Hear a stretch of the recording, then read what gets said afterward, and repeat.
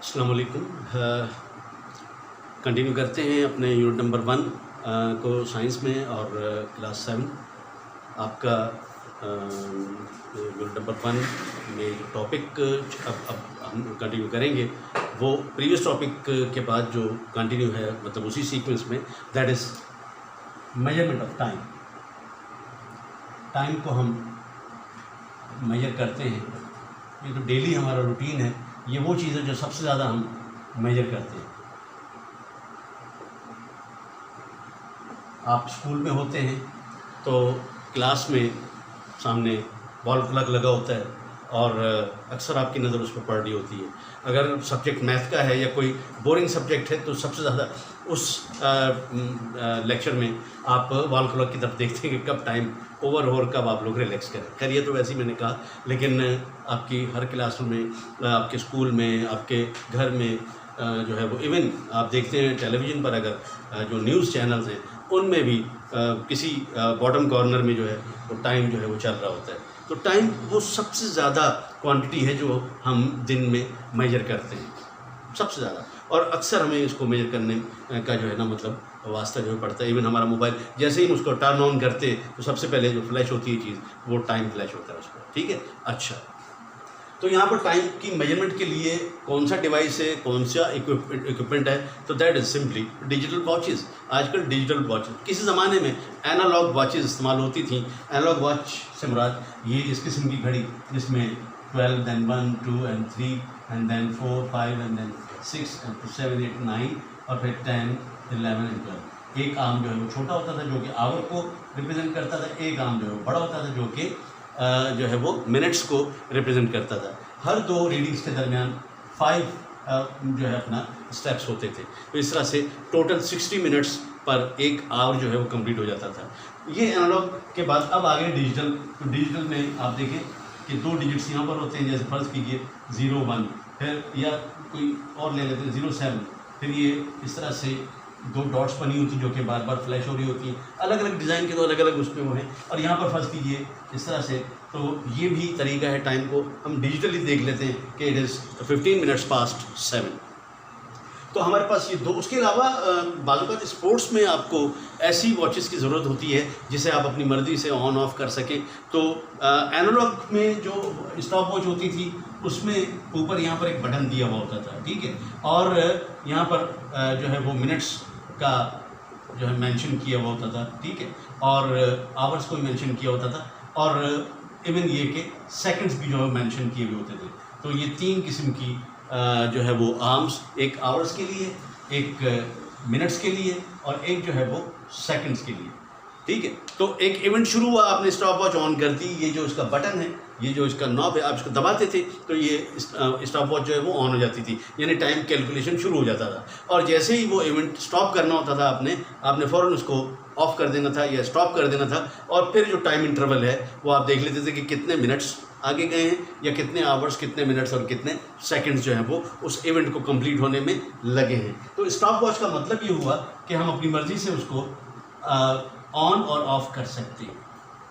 इसमें अपनी मर्ज़ी से ऑन ऑफ करने का नहीं है, इसमें तो तभी घड़ी रुकती थी जब इसका सेल ख़त्म हो जाता था, ठीक है। और इसमें भी जाहिर है बैटरी अगर ख़त्म हो जाए तो जो टाइम है वो देखना हमारे लिए मुमकिन नहीं होगा। तो ये 2-3 किस्म की वॉचेस जो डिस्कस की मैंने आपसे। डिज़ाइंस बहुत सारे हैं लेकिन काम सबका एक ही है, दे टेल अस टाइम। और टाइम जो है वो आपको मालूम है कि 2 सेशंस हैं, 1 घंटे से लेकर 12 घंटे तक एक सेशन, फिर 12 घंटे से आगे फिर 1 बजे से लेकर और दोपहर 12 बजे तक ये PM और AM में हमने ये टाइम को जो है देखना होता है, दैट्स ऑल। और जो इजिप्शियन लोग थे, ये सबसे पहले इन्होंने टाइम का जो है वो कॉन्सेप्ट दिया था, और उन्होंने कभी लकड़ी गाड़ कर और कभी जो है वो उन्होंने एक शेडो क्लॉक बनाया था, यानी एक ऐसा क्लॉक बनाया था जो कि सर्कुलर प्लेट थी, उसके ऊपर एक उन्होंने ट्रायंगुलर किस्म का ऑब्जेक्ट, इस वक्त टॉपिक नहीं, जस्ट आपकी नॉलेज के लिए बता रहा हूँ। तो उसमें जो सूरज का शेड पड़ता था उससे फिर वो शेड मूव करता था सूरज की मूवमेंट के साथ साथ। अब देखिए ये क्लॉक रात में बेकार किसी काम का नहीं होता था। आप दिन में तो टाइम देख सकते हैं लेकिन रात में आप टाइम नहीं देख सकते थे। तो बहरहाल ये क्लॉक कोई इतना ज़्यादा फेवरेबल नहीं था। और जनाब फिर साथ में हम ये कहते हैं कि एक बिल्कुल डिफरेंट सी चीज़ यहाँ पर डिस्कस करने लगे हैं। इतनी भी डिफरेंट नहीं है। आपने बागों में पार्क्स में झूले तो झूले होंगे, ठीक है, और ये जो स्विंगिंग है, झूला है, ये बड़ी इंटरेस्टिंग हमारे लिए इंटरटेनमेंट होती है। बड़ा खुशी होती है हमें जब हम झूले में बैठते हैं और झूला झूलते हैं। गांव में भी ये दरख्त, इसकी कोई शाख है, उस पर जनाब ये झूला लगा हुआ है, उस पर जनाब ये बैठने की जगह है। यहाँ पर कोई साहब जो बैठ के टांगे लटका के, ठीक है, और यहाँ से दोनों तरफ से ये पकड़ के और जनाब ये पीछे अपने आप को लेकर जाएंगे। ये ज़मीन है, ठीक है, और ये फिर इधर ये पोजीशन और फिर इधर ये पोजीशन। ये क्या कर रहे हैं जनाब, ये स्विंग कर रहे हैं, ठीक है ना। इसी तरह से यहाँ पर ये क्या कर रहे हैं, स्विंग कर रहे हैं, झूल रहे हैं। तो आप देख रहे हैं कि ये अपनी इस पोजीशन से जहाँ से इन्होंने स्टार्ट किया था, वहाँ से आगे की तरफ जा रहे हैं और फिर वापस पीछे की तरफ आ रहे हैं, ठीक है। पीछे और आगे ओरिजिनल पोजीशन ये थी। फर्ज कीजिए इसको हम कहते हैं एक्स, ये पोजीशन इसकी ओरिजिनल थी। यहाँ से ये पीछे की तरफ जाते हैं, फिर अपने आप को फ्री करते हैं तो ये आगे जाते हैं, फिर अपने आप को फ्री करते हैं तो ये पीछे, यानी अगर ये ज़मीन को टच कर लेंगे तो रुक जाएंगे।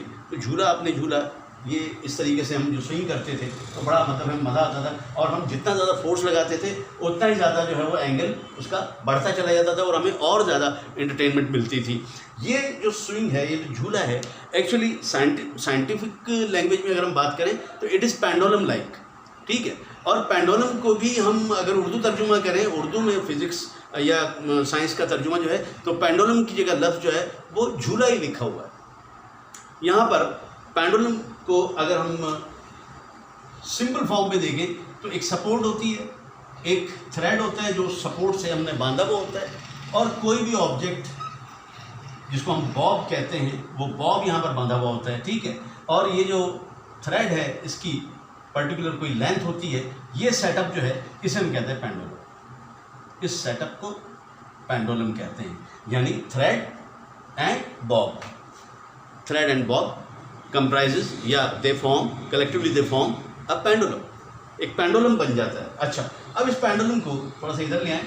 ये जनाब सपोर्ट है, ये इस तरह से अगर मैं इसको यहाँ लाकर छोड़ूंगा तो ये इधर वापस आएगा जब मैं इसको फ्री कर दूंगा, और इधर रुकेगा नहीं बल्कि इधर से आगे चला जाएगा, ठीक है।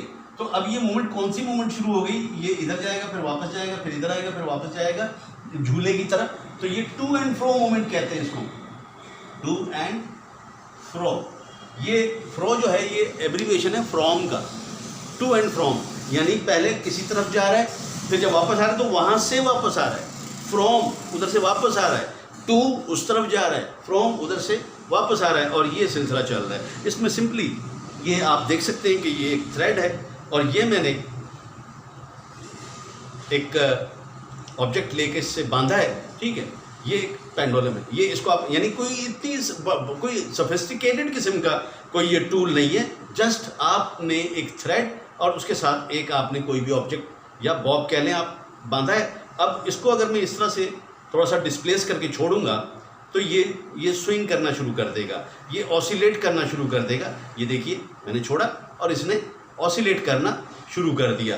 अब इसका ये जो ऑसिलेशन है ये बाकायदा हम इसको कैलकुलेट कर सकते हैं, इसकी बेस पर हम इसका टाइम पीरियड मालूम कर सकते हैं और इसकी बेस पर हम इसकी फ्रीक्वेंसी भी मालूम कर सकते हैं। लेकिन यहाँ पर हम सिर्फ टाइम पीरियड की बात करेंगे। पेंडुलम की लेंथ भी जो है वो बड़ा इंपॉर्टेंट रोल प्ले करती है टाइम पीरियड के आगे पीछे होने में। और पेंडुलम बॉब का जो मास है, बॉब अगर बहुत भारी होगा तो इतनी तेज़ ऑसिलेट नहीं करेगा, और अगर हम लेंथ छोटा कर देंगे तो आप देखिए छोटी लेंथ पर आपको मैं दिखाता हूँ यहाँ पर कि लेंथ जब मैंने कम की उतना ही मैंने डिस्प्लेस किया, और जब छोड़ा तो आप देखिए तेज़ी से कर रहा है ये, यानी अब इसकी जो ऑसिलेशन है वो फास्ट है। और अगर मैं इसको बड़ा कर दूँ लेंथ को, ये देखिए मैंने इसको बड़ा कर दिया और मैंने उतना ही डिस्प्लेस करके छोड़ा, now you can see slow है। इसका जो ऑसिलेशन है वो rate of oscillation that is slow. तो लेंथ बड़ा मेजर करती है, अपना मैटर करती है, और mass of the Bob matter करता है, ये दोनों चीज़ें मैटर करती हैं। तो मैंने यहाँ आपको डेमोन्स्ट्रेट किया सिंपल पेंडुलम। अब देखिए सिंपल पेंडुलम का time period, what is the time period? Time period का मतलब है time period of simple pendulum. Simple pendulum का टाइम पीरियड से क्या मतलब है?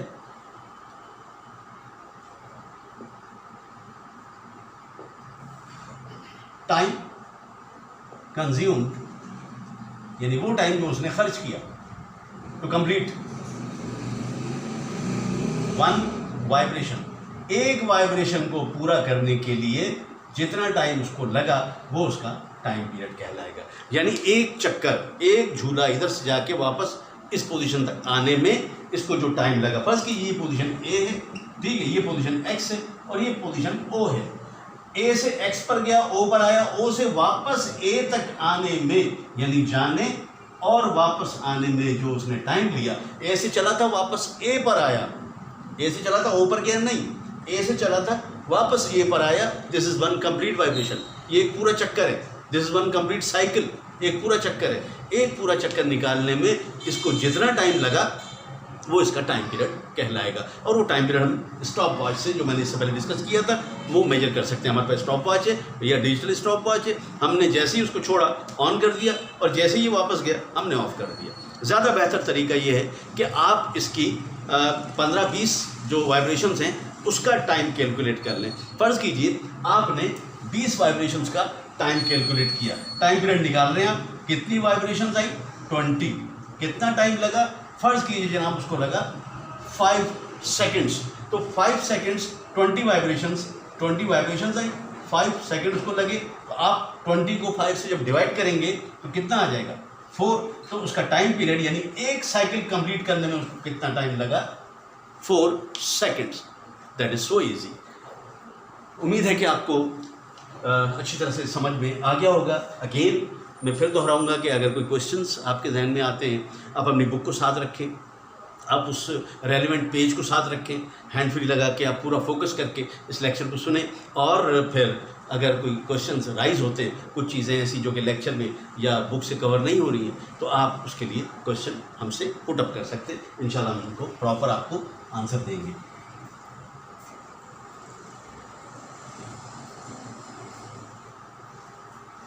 इसके साथ फिर अब हम जो चीज़ें ऑलरेडी डिस्कस कर चुके हैं उन्हीं को थोड़ा सा दोबारा उनका अगर तस्करा कर दें तो कोई इतनी बुरी बात नहीं होगी, आपको फ़ायदा ही होगा। हमने इससे पहले मास डिस्कस किया था। मास जब मैंने लेक्चर स्टार्ट किया था तो उसमें मैंने बताया था कि the quantity of matter contained by body, mass क्या है, quantity of matter contained in a body. किसी बॉडी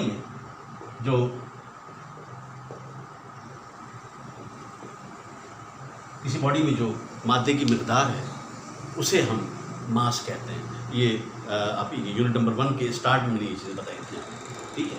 अच्छा, मास की यूनिट क्या है, किलोग्राम, ठीक है। छोटी यूनिट्स में हम ग्राम भी लेते हैं, मिलीग्राम भी ले लेते हैं, ठीक है। ये मैंने डिटेल में जब लेक्चर स्टार्ट किया था यूनिट नंबर 1, तो उसमें मैंने ये डिटेल में बताया था, आप रेफ़र करेंगे उसी लेक्चर को। फिर उसके बाद हमने बात की थी वॉल्यूम की, तो वॉल्यूम भी अभी शुरू में मैंने सारा डिस्कस कर चुका हूँ। बात करते हैं टेम्परेचर की। What is temperature?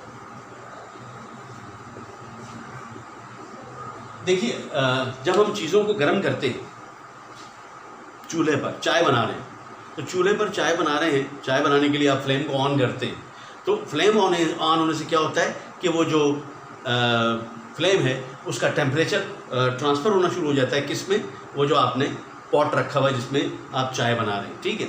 और वो हीट जो है वो फ्लेम से होते हुए एब्जॉर्ब होगी कहाँ पर, उस लिक्विड में जिसमें मिल्क और ये वो सारा कुछ आपने मिक्सचर जो है बना के रखा हुआ है, ठीक है। और वो हीट अप होगा, उसका टेम्परेचर क्या करेगा, राइज करेगा। तो what is temperature? That is degree of hotness, यानी उसकी गर्मी का जो लेवल है वो बढ़ना शुरू हो जाएगा। अगर उसी पॉट को चाय बनने के बाद उतार कर अगर हम किसी हैंगर में रख दें या किसी टेबल पर रख दें, तो फिर क्या होगा कि चूँकि आपने सप्लाई जो है वो ख़त्म कर दी हीट की, हीट सप्लाई जैसे ही कट ऑफ करेंगे तो टेम्परेचर फॉल होना शुरू हो जाएगा। हीट सप्लाई ऑन करेंगे, टेम्परेचर राइज करना शुरू कर देगा। हीट के कम या ज़्यादा होने से, हीट के सप्लाई करने से या डिस्कनेक्ट करने से टेम्परेचर पर क्या असर पड़ता है वो आपको मैंने बता दिया। हीट सप्लाई करेंगे, टेम्परेचर राइज करेगा, और हीट अगर आप डिस्कनेक्ट कर देंगे तो क्या होगा कि टेम्परेचर जो है वो फॉल करेगा, ठीक है। अच्छा, तो टेम्परेचर का मतलब क्या हुआ कि आप हीट की जो क्वांटिटी है उसको मेजर कर रहे हैं, ठीक है। हीट क्या है एक्चुअली, थोड़ा सा अपर लेवल पे जाके हम बताते हैं कि the average kinetic energy of molecules, molecular level पर अगर हम बात करें तो मॉलिक्यूल जो है वो मूव करते हैं। जैसे जैसे हम हीट देंगे मॉलिक्यूलर की मूवमेंट फास्ट होती जाएगी, और फास्ट होती जाएगी इसका मतलब ये है कि उनका टेम्परेचर राइज करता जाएगा। टेम्परेचर को पैमाइश करने के लिए हम क्या करते हैं, यानी इसकी जो मेजरमेंट है उसके लिए हमारे पास जो इंस्ट्रूमेंट है दैट इज़ थर्मोमीटर। कभी बीमार हुए हैं तो आपका एक्सपीरियंस होगा कि डॉक्टर के पास जाते हैं और डॉक्टर जो है वो एक इस किस्म की एक शीशे की नली होती है जिसके आखिर में यहाँ पर कुछ ऐसे बल्ब सा होता है और ये आगे से ऐसे बंद होती है, यहाँ पर उसके बारीक बारीक से मार्क्स लगे होते हैं, ठीक है। और कुछ इस तरह से अंदर जो है बाकायदा एक ट्यूब चल रही होती है जिसमें अल्कोहल या मरकरी भरा हुआ होता है, ठीक है। ये कहलाता है थर्मोमीटर, ठीक है। It is use to measure the temperature, it is use to record the temperature. ये टेम्परेचर को रिकॉर्ड करता है किसी भी बॉडी के। तो हमें उसको जो है वो डॉक्टर साहब क्या करते हैं, हमारे माउथ में अंडर द टंग, नीचे ज़बान के नीचे उसे रखते हैं और थोड़ी देर बाद उसे हटाते हैं, उसके बाद वो रीडिंग नोट करते हैं। इसमें मरकरी या अल्कोहल इसलिए इस्तेमाल होता है कि बड़े सेंसिटिव होते हैं, ज़रा सा हीट मिलता है और ये राइज कर जाते हैं, ये फ़ौरन जो है वो एक्सपैंड करते हैं। मैटर की एक क्वालिटी आपने पढ़ी होगी अपनी प्रीवियस क्लासेस में कि मैटर को जब हम गर्म करते हैं तो गर्म होने पर मैटर फैलता है, और ठंडा करते हैं टेम्परेचर को अगर हम उसका डिग्रीज डाउन करेंगे तो क्या होगा, श्रिंक करेगा।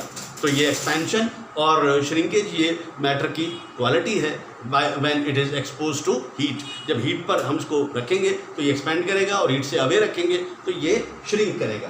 तो इसमें ये जो थर्मोमीटर है इसके ज़रिए हमें अपना टेम्परेचर बॉडी का पता चल जाता है, या किसी लिक्विड में डालें तो लिक्विड का टेम्परेचर पता चल जाएगा, या और कोई ऑब्जेक्ट है तो उसका टेम्परेचर मालूम करने के लिए वी यूज़ थर्मोमीटर। और थर्मोमीटर में हमें जो टेम्परेचर बताया जाता है, फर्ज कीजिए हमारा टेम्परेचर जो है वो बुखार है और हमें 101 डिग्री सेंटीग्रेड फ़ारेनहाइट जो है वो टेम्परेचर हमारा है। अगर सेंटीग्रेड में बात करेंगे तो हम ये कहेंगे जनाब कि ये जो है हमारा टेम्परेचर तकरीबन 40 जो है अपना डिग्री सेंटीग्रेड है, ठीक है।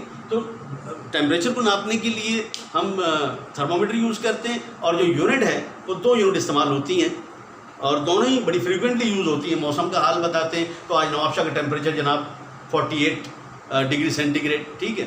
और अगर फ़ारेनहाइट यूज़ करते हैं तो फ़ारेनहाइट में भी बताते हैं कि इतना फ़ारेनहाइट जो है टेम्परेचर जो है वो रहा। खैर, तो दोनों में ज़्यादा जो यूज़ होती है वो ये सेंटीग्रेड यूज़ होती है, ठीक है। इसका एक नाम सेल्सियस भी है, आफ्टर इट्स रिकमेंडर जो साइंसदान था उसने अपने नाम पर इसको जो है वो सेल्सियस रखा। अच्छा जनाब, उसके बाद फिर हम बात करते हैं फंडामेंटल फिज़िकल क्वांटिटीज़ की, और ये हमारे इस यूनिट का लास्ट टॉपिक है। और ये टॉपिक असल में लास्ट नहीं है, ये हमने जब लेक्चर स्टार्ट किया था यूनिट नंबर 1 उसमें हम इसको डिस्कस कर चुके हैं, ठीक है। मैं इधर जस्ट उसको रिवाइज ही करूँगा। फंडामेंटल फिज़िकल क्वांटिटीज़ यानी जो इंटरनेशनल यूनियन ऑफ फिज़िक्स है, फिज़िक्स की जो इंटरनेशनल यूनियन है जिन्होंने पूरी वर्ल्ड के लिए एक सेंट्रलाइज्ड सिस्टम ऑफ यूनिट्स दे दिया कि जनाब आपने ये 7 बेसिक यूनिट्स हैं, इनको यूज़ करना है। वो सिस्टम जो है उसका नाम है SI system. It is abbreviation as system डी इंटरनेशनल। एक्चुअली ये फ्रेंच ओरिजिन है, फ्रेंच में ये लिखा हुआ है इंटरनेशनल सिस्टम डी इंटरनेशनल, और इसको हम आम लैंग्वेज में क्या कहते हैं, इंटरनेशनल सिस्टम ऑफ यूनिट्स, ठीक है। इसमें 7 बेसिक हमारे पास यूनिट्स हैं। बेसिक यूनिट्स कौन सी होती हैं कि जिन्हें डायरेक्ट आप जो है वो हैंडल कर रहे होते हैं, जो किसी से मिलकर नहीं बनती बल्कि प्योरली वो अपने आप से मिलकर बनी होती है, ठीक है। उनको बनाने के लिए हमें किसी और यूनिट का सहारा नहीं लेना पड़ता, बल्कि वो फंडामेंटली बुनियादी तौर पर वो अपने आप से ही बनी होती है। There are 7। 1 इज़ लेंथ, ये जिक्र हो चुका इस यूनिट का। जो आप पहला लेक्चर आप देखेंगे तो उसमें बाकायदा मैंने जो है टेबल बनाकर इनको मेंशन किया है, तो वहाँ से आप इसको रेफर कर लेंगे। यहाँ मैं आपको ब्रीफली जस्ट गो थ्रू कर रहा हूँ उससे ना। लेंथ हो गया, मास हो गया, तीसरी क्या है? Time. Number 4 temperature. Number 5 current या अमाउंट ऑफ करंट।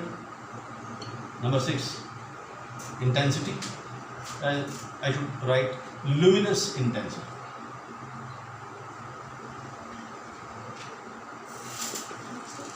और नंबर 7 amount of substance.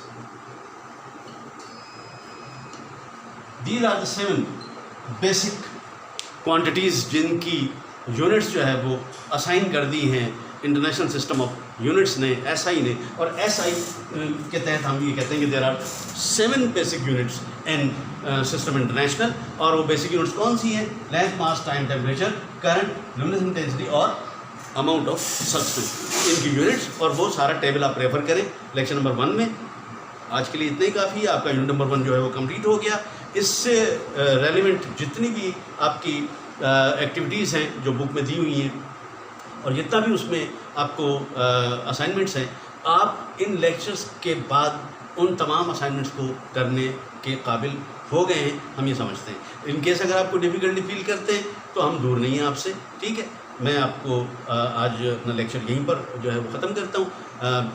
All the best for all of you and just take care. और लेक्चर को बहुत अच्छी तरह से आपने जो है वो सुनना है और उसमें जो डेमोन्स्ट्रेशन मैंने कोशिश की देने की उनको देखना है, हैंड फ्री यूज़ करनी है। और बुक आप जो है वो अपना रेफ़र करेंगे। इस बोर्ड को जो है वो ज़्यादा आप उसको होना है कि जी हमें पढ़ने में नहीं आ रहा, आप सारा कुछ वहाँ पर आपको मिल जाएगा। तो जो प्रिंटेड है बाकायदा अच्छी तरह से, तो आसान लफ्ज़ों में और सीधा लिखा हुआ है, तो वो आप पढ़ने में आसानी रहेगी। आप जो है जितना ज़्यादा मेहनत करेंगे उतना ज़्यादा इंशाल्लाह आपको इसका बेनिफिट मिलेगा। जितनी बार रिपीट करेंगे उतनी बार। Thank you very much, best of luck, अल्लाह हाफ़िज़।